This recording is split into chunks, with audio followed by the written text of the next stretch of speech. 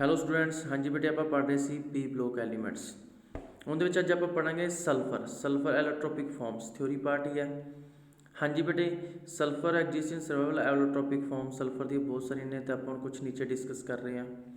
ਹੋਮੋਸਾਈਕਲਿਕ species ਕੰਟੇਨਿੰਗ 6 to 20 sulphur atoms.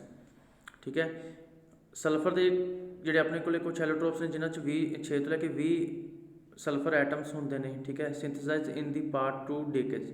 To important allotrope, उन्होंने दो important allotrope ने, एक है येलो रोम्बिक जिन्हों अल्फा सल्फर कहते हैं, एक होंगे मोनोक्लिनिक जिन्हों बीटा सल्फर कहते हैं। ठीक है बेटे, तो दोनों स्टेबल ने रूम टैंपरेचर ते।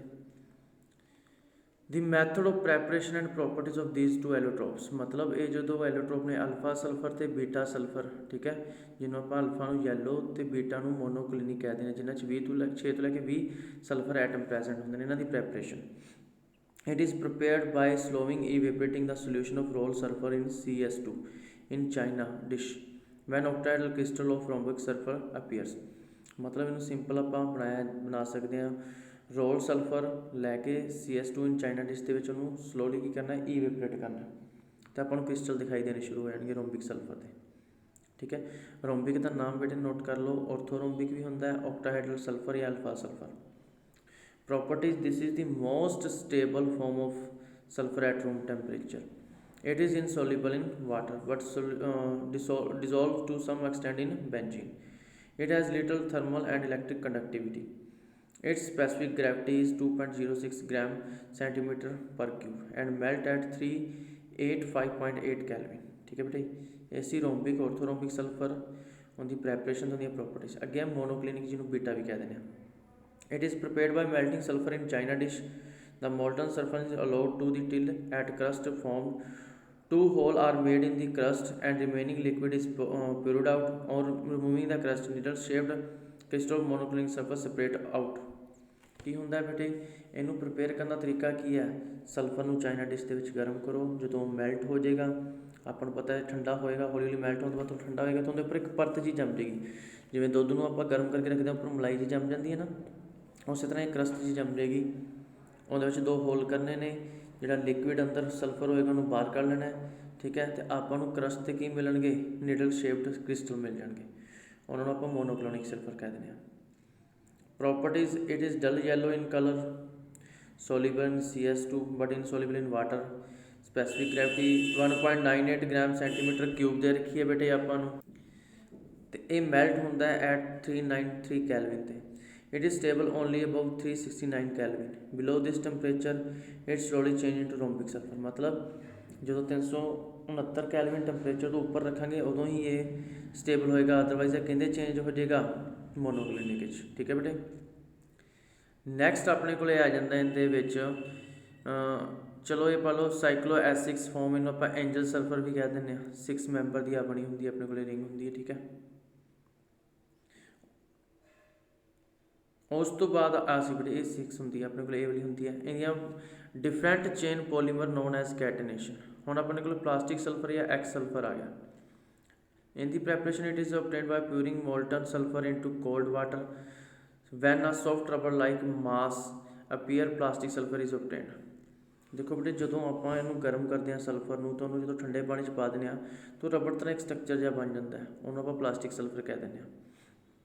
Properties, it is an amorphous form of sulphur, soft होंगे। ठीक है बेटे, it has rubber like transparent yellow thread and insoluble in CS2 and H2O। It does not have sharp melting point. Its specific gravity is 1.95 gram. ठीक है, plastic sulphur is regarded as a super cooled liquid, इन्होंने super cooled liquid भी कह दें। Unstable small मॉलीक्यूल्स, कुछ अपने को unstable ने जोड़े कि स्टेबल नहीं गए, जिमें 2 तो लैके जिन्होंने 5 सल्फर होंगे। These molecules are different concentration in liquid sulphur at higher temperature and in sulphur vapour. मतलब जो ज़्यादा टैंपरेचर होंगे ये उत्थे की होंगे अनस्टेबल होंगे। ठीक है बेटे, ये सी अपने को कुछ सल्फर दियाँ एलोट्रोपिक फॉर्म की सीगा। होमोसाइक्लिक स्पीसीज जिन्हें येलो रंबिक तो मोनोक्लिनिक आ जाती है बेटे, अल्फा तो बीटा सल्फर आ गए सी। ठीक है, इतने एंजल सरफेस आ गया सी अपने को, इतने एक्स सल्फर की आ गई सी अपने को amount. Sulphur dioxide SO2 next जो अपने को कंपाउंड चल रहा है सल्फर डाइऑक्साइड। ਪ੍ਰੈਪਰੇਸ਼ਨ ਕੀ ਹੈ, sulphur dioxide is form together when a little sulphur dioxide when sulphur is burned in air or oxygen. ਠੀਕ ਹੈ, ਸਲਫਰ ਡਾਈਆਕਸਾਈਡ ਕੀ ਹੁੰਦਾ, ਜਦੋਂ S8 ਨੂੰ ਆਪਾਂ ਆਕਸੀਜਨ ਦੇ ਵਿੱਚ ਬਰਨ ਕਰਦੇ ਹਾਂ ਤਾਂ ਸਿੰਪਲ ਹੈ ਸਲਫਰ ਡਾਈਆਕਸਾਈਡ ਬਣੇਗਾ ਆਪਣੇ ਕੋਲ। ਲੈਬੋਰਟਰੀ ਦੇ ਵਿੱਚ ਪ੍ਰੈਪਰੇਸ਼ਨ ਦੇ ਰੱਖੀ ਹੈ, ਸੋਡੀਅਮ ਸਲਫੇਟ ਤੋਂ ਦੇ ਰੱਖੀ ਹੈ ਆਪਾਂ ਸਲਫਾਈਡ ਤੋਂ। ਠੀਕ ਹੈ, ਸੋਡੀਅਮ ਸਲਫਾਈਡ ਨੂੰ ਜਦੋਂ ਆਪਾਂ H2SO ਸਲਫਿਊਰਿਕ ਐਸਿਡ ਨਾਲ ਰਿਐਕਟ ਕਰਾਉਣਾ ਤਾਂ ਸਲਫਰ ਡਾਈਆਕਸਾਈਡ ਨਿਕਲਦਾ ਆਪਣੇ ਕੋਲ। ਇਹ ਲੈਬੋਰਟਰੀ ਪ੍ਰੈਪਰੇਸ਼ਨ ਹੋ ਗਈ ਬੇਟੇ। ਨੈਕਸਟ ਇਹਦੀਆਂ properties, colour, smell and solubility. Sulphur dioxide is a colourless gas with a pungent smell, highly soluble in water. ਪਾਣੀ ਦੇ ਵਿੱਚ ਬਹੁਤ ਜ਼ਿਆਦਾ ਸੋਲਿਬਲ ਹੁੰਦਾ ਹੈ, ਸਲਫਰਸ ਐਸਿਡ ਬਣਦਾ ਜਿਹਨੂੰ ਆਪਾਂ ਐਸਿਡ ਰੇਨ ਵੀ ਕਹਿ ਦਿੰਦੇ ਹਾਂ ਬੇਟੇ। ਹੁਣ ਆਪਣੇ ਐਟਮੋਸਫੇਅਰ ਦੇ ਵਿੱਚ SO2 ਹੈ, ਰੇਨ ਦੇ ਵਿੱਚ ਮਤਲਬ ਪਾਣੀ ਹੋ ਗਿਆ, ਆਪਸ ਵਿੱਚ ਮਿਲ ਕੇ ਕੀ ਬਣਾ ਦਿੰਦੇ ਨੇ, ਸਲਫਰਸ ਐਸਿਡ, ਜਿਹਨੂੰ ਆਪਾਂ ਐਸਿਡ ਰੇਨ ਵੀ ਕਹਿ ਦਿੰਦੇ ਹਾਂ। Action of lime water like CO2, it turns lime water milky due to formation of calcium sulphide. ਠੀਕ ਹੈ ਬੇਟੇ, ਸਲਫਰ ਡਾਈਆਕਸਾਈਡ ਲਾਈਮ ਵਾਟਰ ਨੂੰ ਕੀ ਕਰ ਦਿੰਦਾ ਹੈ, ਮਿਲਕੀਨੈਸ ਕਰ ਦਿੰਦਾ ਹੈ। ਠੀਕ ਹੈ ਬੇਟੇ, ਨॉन ਸਪੋਟਰ ਆਫ ਕੰਬਸ਼ਨ ਕਰਨ 'ਚ ਹੈਲਪ ਨਹੀਂ ਕਰਦਾ। ਰਿਡਿਊਸਿੰਗ ਪ੍ਰੋਪਰਟੀ, ਕੁਛ ਨਹੀਂ ਰਿਡਿਊਸਿੰਗ ਪ੍ਰੋਪਰਟੀ, ਜਿਵੇਂ ਪਿੱਛੇ ਵੀ ਪੜ੍ਹ ਕੇ ਆਏ ਸੀ, ਰਿਐਕਸ਼ਨਾਂ ਦੇ ਵਿੱਚ ਹੀ ਸਭ ਕੁਝ ਦਿੱਤਾ ਹੋਏਗਾ। It decolourise pink violet colour of acidified KMnO4 solution. ਮਤਲਬ ਜਿਹੜਾ ਸਲਫਰ ਡਾਈਆਕਸਾਈਡ ਹੈ ਉਹ KMnO4 ਨਾਲ ਰਿਐਕਟ ਕਰ ਰਿਹਾ ਜੀ, ਕਿਹਦੇ ਵਿੱਚ ਚੇਂਜ ਕਰ ਰਿਹਾ ਉਹਨੂੰ, ਡੀਕਲਰਾਈਜ਼ ਪਿੰਕ ਵਾਇਲਟ, ਮਤਲਬ ਪਿੰਕ ਵਾਇਲਟ ਨੂੰ ਕਲਰਲੈਸ ਕਰ ਰਿਹਾ। ਕੀ ਬਣੇਗਾ, KMnO4 ਜਦੋਂ ਸਲਫਰ ਡਾਈਆਕਸਾਈਡ ਨਾਲ ਰਿਐਕਟ ਕਰੇਗਾ, ਵਾਟਰ ਆਪਾਂ ਪਾ ਰੱਖਿਆ K2SO4 MnSO4 plus H2SO4, water ਇੱਧਰ ਲਿਆ ਤੇ ਇੱਧਰ ਐਸਿਡਿਕ ਮੀਡੀਅਮ ਬਣੇਗਾ। ਠੀਕ ਹੈ ਬੇਟੇ, it turns orange coloured potassium dichromate K2Cr2O7, ਮਤਲਬ ਉਹਨਾਂ ਦੀ ਰਿਐਕਸ਼ਨ ਹੋ ਰਹੀ ਹੈ K2Cr2O7 ਨਾਲ ਸਲਫਰ ਡਾਈਆਕਸਾਈਡ ਦੀ।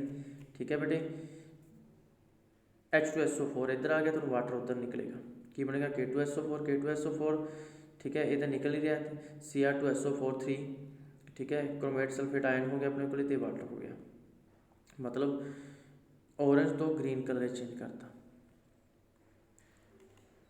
ਬਲੀਚਿੰਗ ਐਕਸ਼ਨ, ਇਹ ਵੀ ਬਲੀਚਿੰਗ ਐਕਸ਼ਨ ਸ਼ੋ ਕਰਦਾ ਹੈ ਬੇਟੇ। ਸਲਫਰ ਜਿਹੜਾ ਹੁੰਦਾ, ਸਲਫਰ ਡਾਈਆਕਸਾਈਡ ਵਾਟਰ ਨਾਲ ਰਿਐਕਟ ਕਰਕੇ ਕੀ ਬਣਾ ਲੈਂਦਾ ਆਪਣੇ ਕੋਲ, ਸਲਫਿਊਰਿਕ ਐਸਿਡ ਤੇ ਨੇਸੈਂਟ ਹਾਈਡਰੋਜਨ ਦਿੰਦਾ ਹੈ। ਜਿਹੜੇ ਨੇਸੈਂਟ ਹਾਈਡਰੋਜਨ ਐਟਮ ਹੁੰਦਾ ਹੈ ਇਹ ਵੈਜੀਟੇਬਲ ਕਲਰਿੰਗ ਮੈਟਰ, ਕਿਸੇ ਨੂੰ ਵੀ ਕਲਰਲੈਸ ਕਰ ਸਕਦਾ ਹੈ। ਠੀਕ ਹੈ ਬੇਟੇ, oxidising properties, it acts as mild oxidising agent particular when it react with a strong reducing agent. ਇਹ ਆਕਸੀਡਾਈਜ਼ਿੰਗ ਏਜੰਟ ਤਰ੍ਹਾਂ ਵੀ ਰਿਐਕਟ ਕਰਦਾ ਹੈ।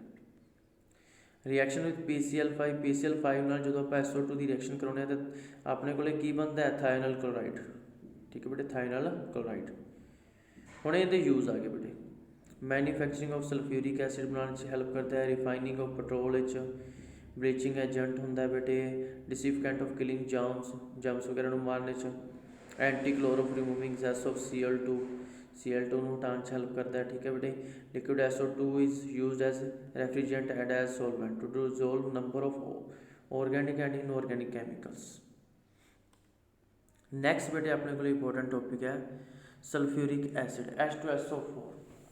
ਇਹਦੀ ਬੇਟੇ ਪ੍ਰੈਪਰੇਸ਼ਨ ਪੁੱਛੀ ਜਾ ਸਕਦੀ ਹੈ, ਤੇ ਇਹਦੀ ਪ੍ਰੈਪਰੇਸ਼ਨ ਕਿਵੇਂ ਕਰਦੀ ਹੈ, ਬਾਈ ਕੰਟੈਕਟ ਪ੍ਰੋਸੈਸ।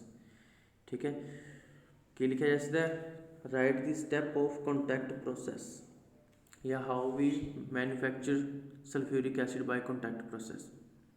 ਕੀ ਹੁੰਦਾ, ਪਹਿਲਾਂ ਸਲਫਰ ਨੂੰ ਆਕਸੀਜਨ ਵਿੱਚ ਜਲਾਇਆ ਜਾਂਦਾ ਜੀ, ਫਸਟ ਸਟੈਪ ਸਲਫਰ ਡਾਈਆਕਸਾਈਡ ਬਣਦੀ ਹੈ, ਫਿਰ ਸਲਫਰ ਡਾਈਆਕਸਾਈਡ ਨੂੰ ਫਿਰ ਆਕਸੀਜਨ ਦੇ ਵਿੱਚ ਰੱਖਿਆ ਜਾਂਦਾ, ਜਲਾਇਆ ਜਾਂਦਾ। ਠੀਕ ਹੈ ਜੀ, ਫਿਰ ਰਿਐਕਸ਼ਨ ਕਰਵਾਈ ਜਾਂਦੀ ਹੈ ਸਲਫਰ ਡਾਈਆਕਸਾਈਡ ਦੀ ਆਕਸੀਜਨ ਨਾਲ, ਤੇ ਕੀ ਬਣਦਾ, ਸਲਫਰ ਟਰਾਈਆਕਸਾਈਡ। ਸਲਫਰ ਟਰਾਈਆਕਸਾਈਡ ਜਿਹੜਾ ਹੁੰਦਾ ਇਹਨੂੰ ਵਾਪਸ ਸਲਫਿਊਰਿਕ ਐਸਿਡ ਨਾਲ ਰਿਐਕਟ ਕਰਵਾਇਆ ਜਾਂਦਾ।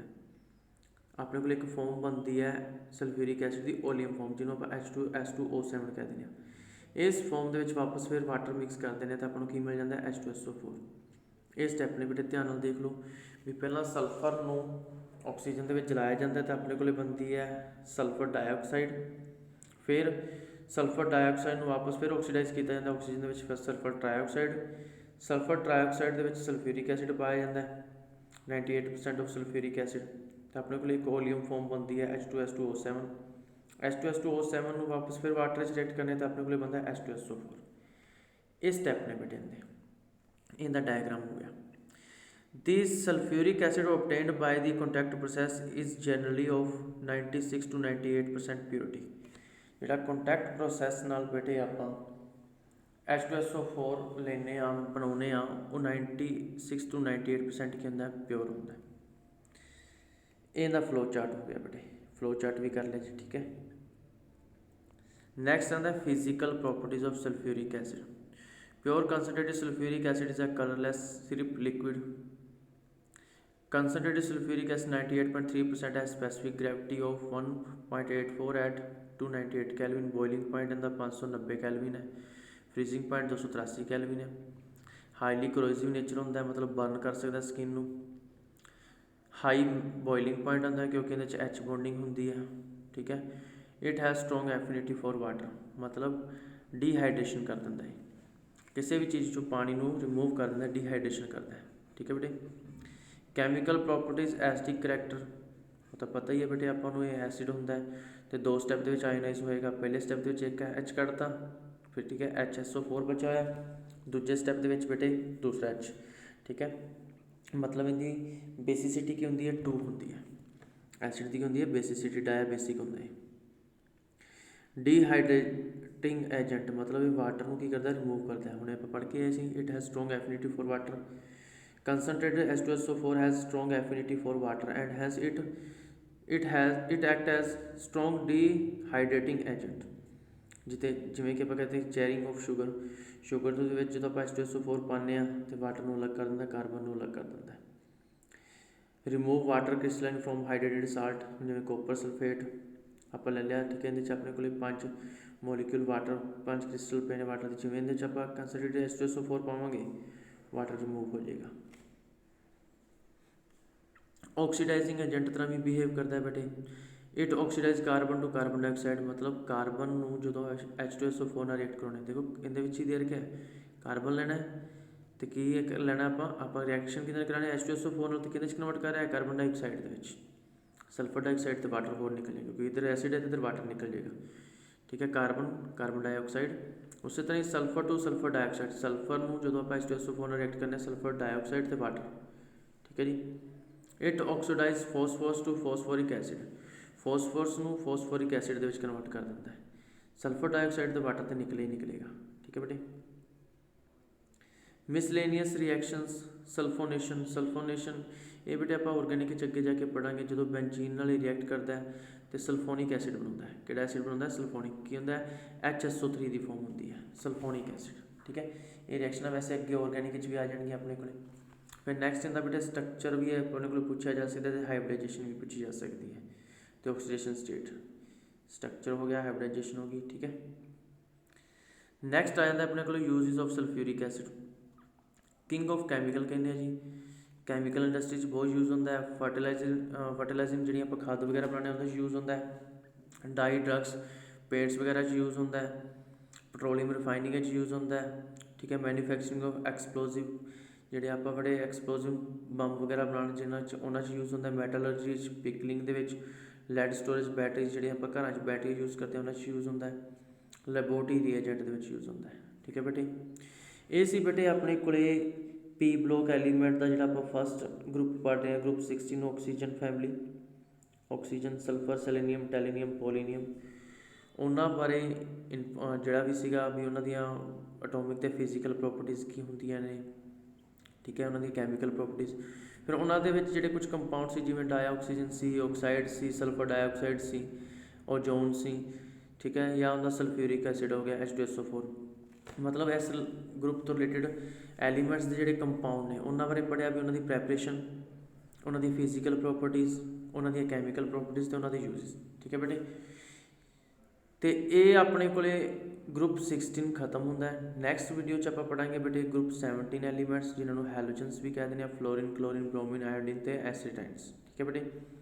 आई होप आज के टॉपिक तुम्हें वधिया समझ लगे होंगे। ओके बेटे, थैंक यू।